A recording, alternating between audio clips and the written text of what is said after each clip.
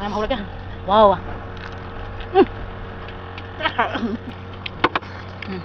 Sao bây giờ được?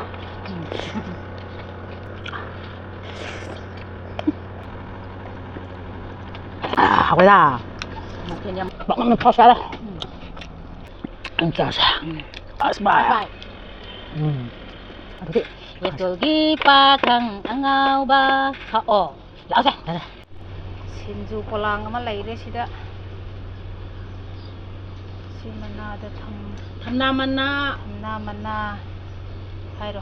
Thangga ngau ba. Mimi lai re. Sito toi ni ko. Irum lai re. Kano lai re iromba lai re yonchak iromba belendri ka ko. Tu kakang soy lai re sida. Kobi mas mana. Kobi mana. Aduga kirot akhaba ka ngau lai re. Yerum aphut pa lai re pangnam lai re cha manai che ka koi ni ngasi su amok cha dui ne yi yingbiro mayam hauna chara ke Hai mayam ngasi amok ani suga la e mukbang la che ga cha min na ra o hai na request taw bodo ngasi su amok la e cha rani mayam na phaja na yengbiyo aduga subscribe tawbiro nungsi ba comment pi rakpagi dama harau ba phungdok chai aduga ngasi cha ga ba mathen si yame ngasai su ut pudi ut khre ko iromba udre sida kangsoi lai re sida aduga pangnam lai re kangau lai re aduga sinju lai re tot la ni ji tot khai re si ko Jadi hangga mana tot la si khai ke tham ni thira de tham si sa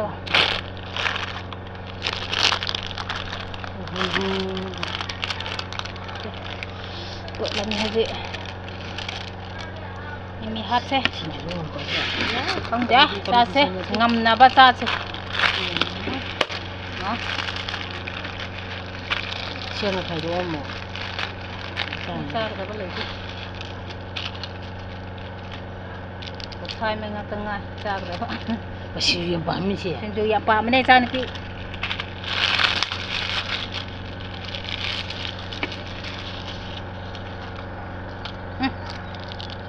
Yes, me aka. Nah, betul. Oh, dia ni ni tu. Oh, ni jalu. Tin kayo le. Nằm xí đi rồi đây ta na hảo đâu mà lẽ sa rồi ni xin đặt cốt là cái sa thì nha chị xin đặt thầm rồi xí con u đây đó ôi xin qua microphone xin đặt lấy rẻ vậy xe sini yom rồi sih kok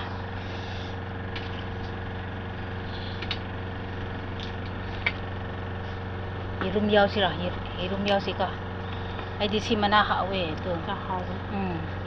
si oi na tau ke HP Hau nu na betul tu ka irum hap se mabo sem hat si HP tu ka pangnam HP kangau HP Rom đi ngoài rồi. Sao? Mà em hầu rồi kìa. Wow à.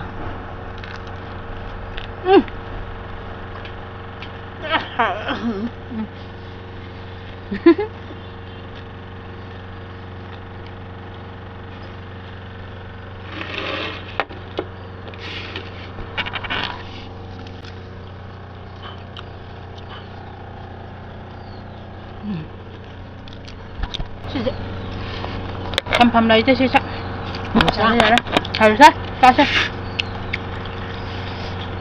hảo nè chào con trộm sao Trộm ra kìa.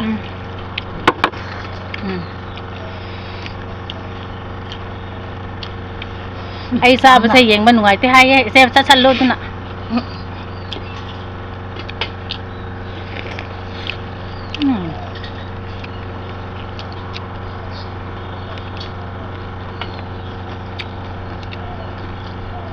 น้ำ เฮาอ่ะ น้ำ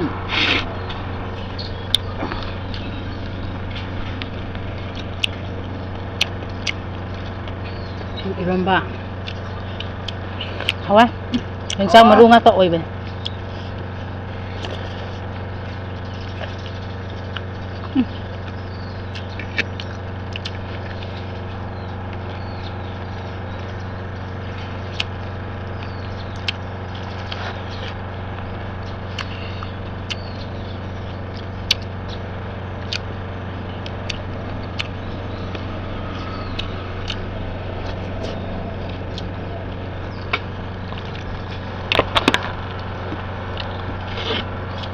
Như tổ hầu đó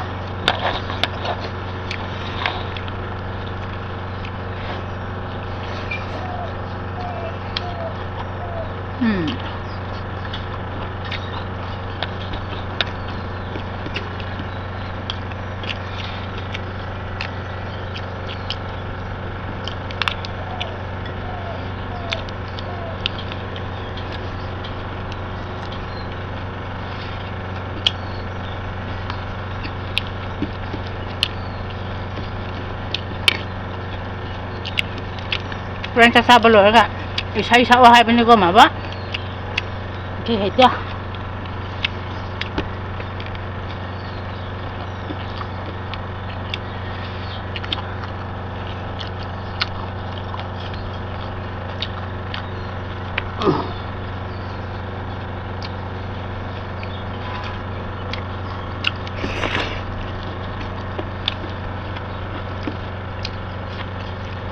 Ini masih sen kan ya?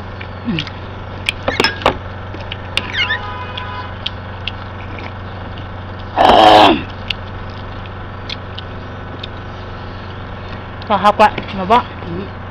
Tahap.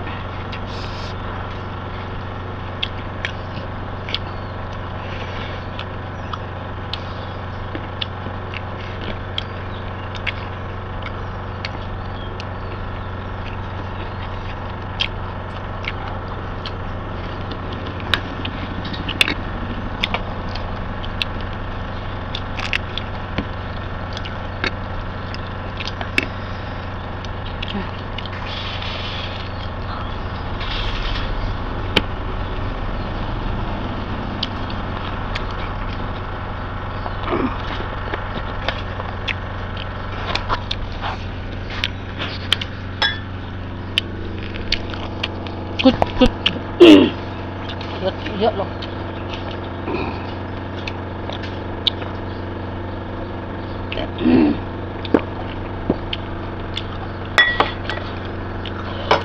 Smell hậu nhé.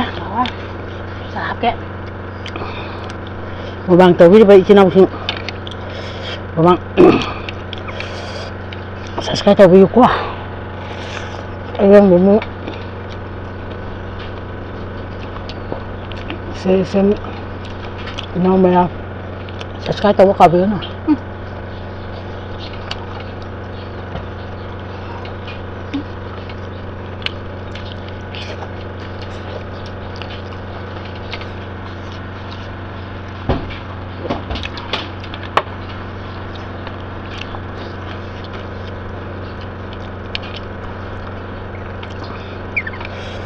Chỉ chọc không gì vậy mà chắc được sao bây giờ được sao bây giờ với đứa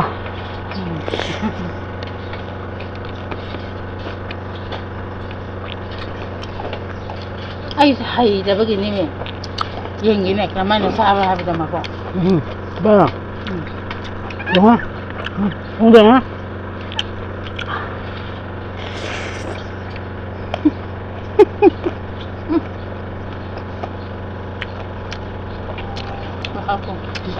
Kadang sahabat sama awal pasangan beda.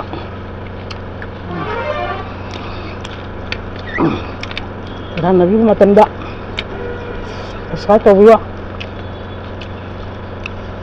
Siapa? Kita apa kan? Mati sih. Ini mana? Kamu lah.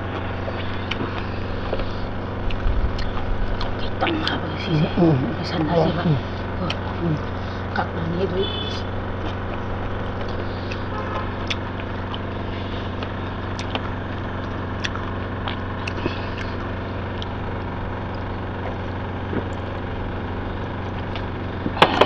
好啦เทียนยามันนั่นน่ะ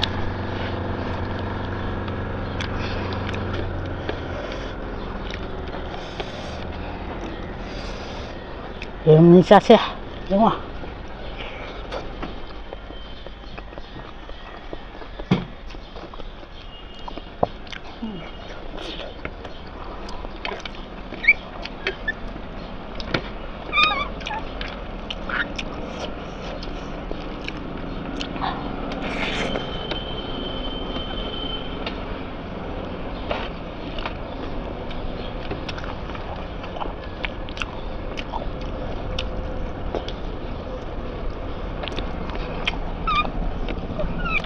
บอกมันพอซะแล้ว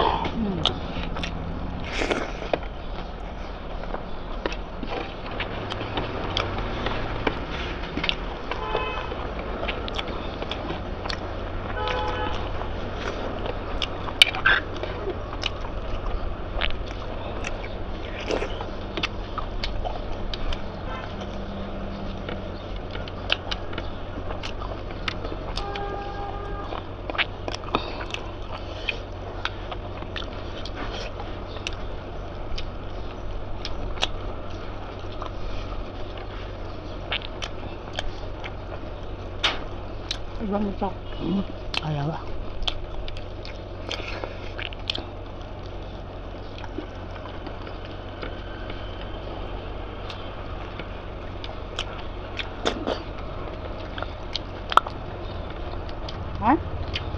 เอาละมาทั้งกับเจเลนเตาเลยใช่ฉันจะเดินสำรวจซะปลาเนี่ยต้มปุ้นด้วยเนี่ยเลยมีน้ำนี่น้ำมายามมาทุ่งสีแล้วกัน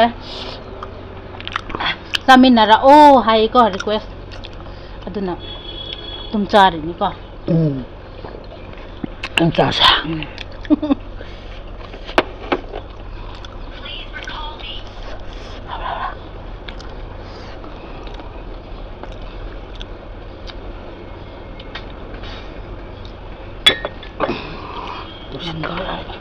Sekarang ni siya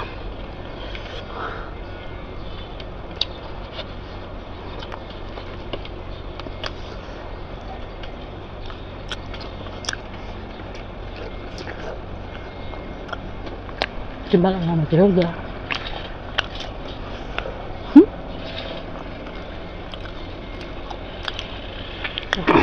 Das tadi salah sih. Nalai nang nupi.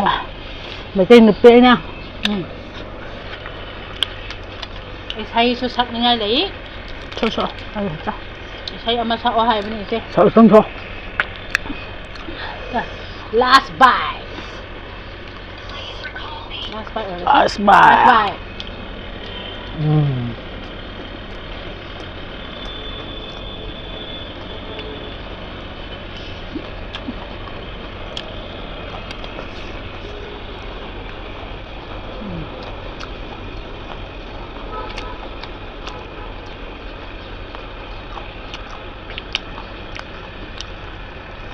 Tuh, saya.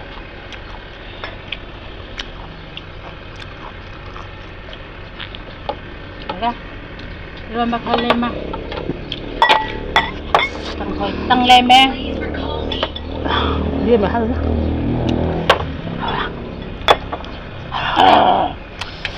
Haulah. Saya mati madingang bi ko sa. Ay ito. Yes, ko gi pa kang habdo sa ilo. Tema. Mina request away ba? Saya mati Nang nasa ini sa ko. Saya bani isang minar sa. 1 2 3. Aduh, Tik. Yes, ko gi pa kang angaw ba sa o. Lao sa. Dah. Sa lao. Ha. Yes, ko gi pa kang angaw ba. Dah. Yara bo. Ah. Jadi matangda mo unarisi Isa yang baik dia. Isay sa ohay ba do isay sa pahay ti. Koy ni se. ดูน้ำSige, damat di lo salaseh ko. Hay rồi, cái gì hơi nhưng mà sẽ. What? Sabi mo ka na. Mo bang. Kumang na. Mo sorry. Mo bang. Kai bi ba isin naw tinga.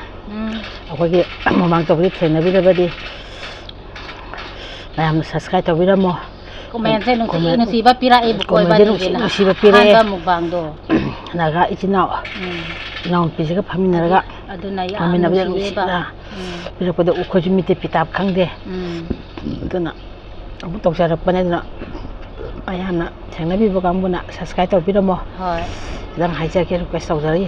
Mathang da challenge pura ga la ani. Ane. Hoy. Bye bye.